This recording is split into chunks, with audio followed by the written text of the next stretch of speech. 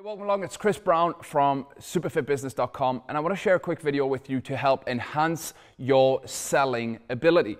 Now, let me ask you a question. Do you have deep-rooted issues when it comes to selling? Perhaps you feel pushy or hypey or, I guess, overpowering when it comes to a prospect, or you don't want to come off like a cheap car salesman. I understand completely and fully. I'm not a natural salesperson myself, and it took me a while to develop a skill set that helped me make sales at the highest level without being all of those things, without being hypey, pushy, or overpowering.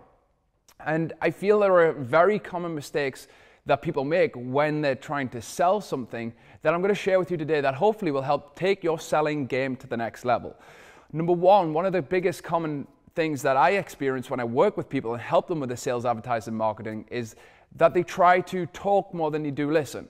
So they'll try and tell them how good their program is, or tell them how good the results are that they can generate for the prospect, instead of being an authentic listener, asking questions, extracting information from the person, developing a deepening level of understanding as to where they are currently and where they want to get to. Really, as a coach, the whole selling process is being a coach to that person, helping them uncover the challenges and the barriers and the limitations that they're having in their life, help them paint a clear picture, a vivid picture of where they want to get to, and then expand on those 2 points.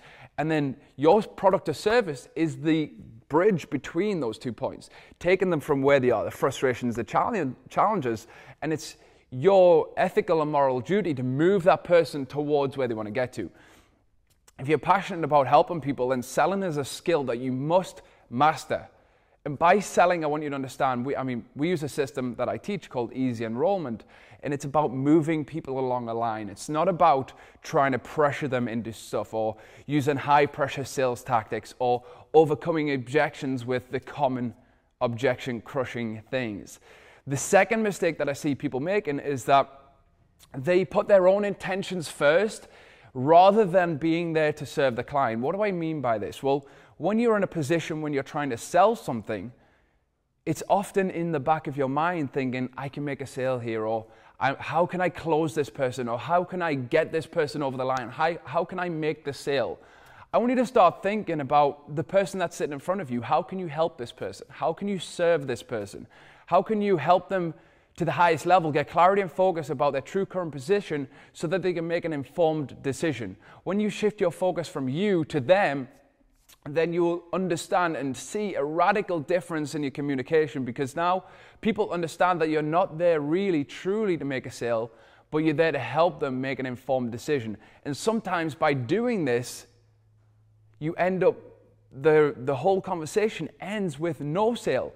And at times that's of the highest level of service to that prospect, because not everybody is going to be a fit for your work. Not everybody is going to be the right person for your product or service, and it's important that you understand that. So shift your focus from you to them. Start asking them questions and put them first for a change. Don't put your own kind of intentions and your own goals ahead of themselves. Everybody wants to make more money. Everybody wants to make more sales, but not at the cost of doing somebody over. Right? I'm sure you've been in a situation in your life before when you've been with a salesperson and maybe they sold you a car and you got caught up and wrapped up in the situation. You bought something that you didn't necessarily want. How did that make you feel? Did you feel empowered after that? Did you feel like the salesperson was there with their best intentions for you?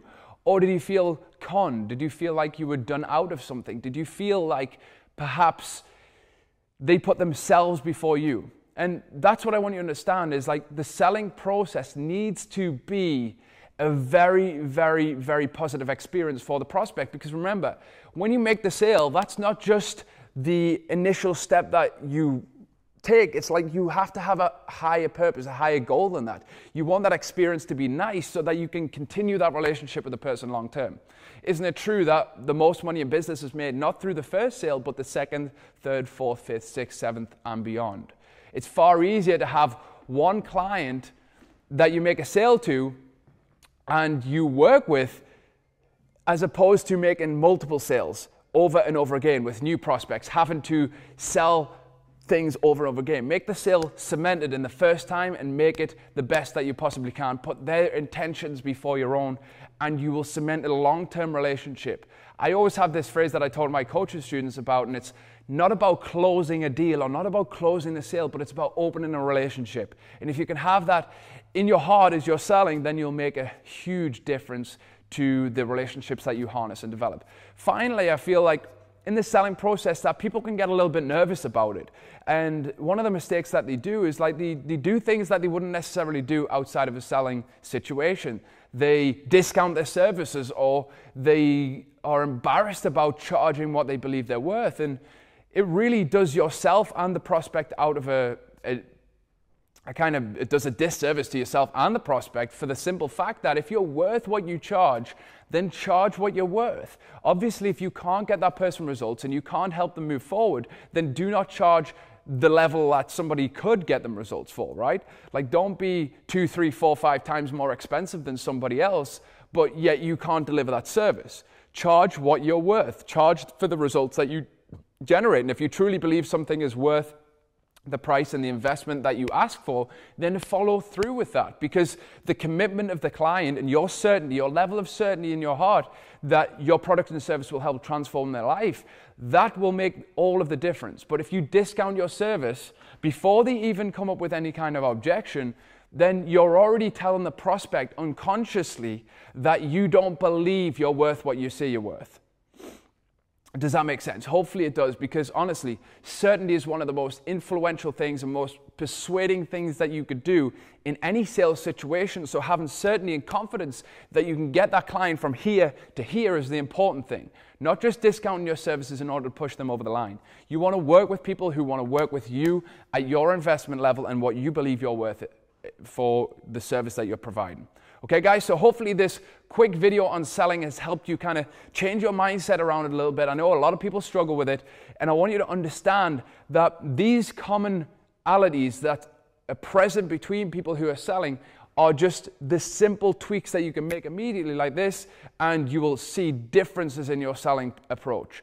I will share some more strategies on selling because, I mean, I have probably 6 to 7, 8 hours, 10 hours worth of training on selling in total throughout all of the products and services that I have. So I'm going to share some tidbits and help you guys progress and get better at selling so you can change more lives and impact more people, and your ability to persuade and influence people will massively impact your ability to work with more and more people. Because look, if you can't sell anything, you can't help anybody, okay? Chris Brown, superfitbusiness.com. Go get it, guys. Bye-bye.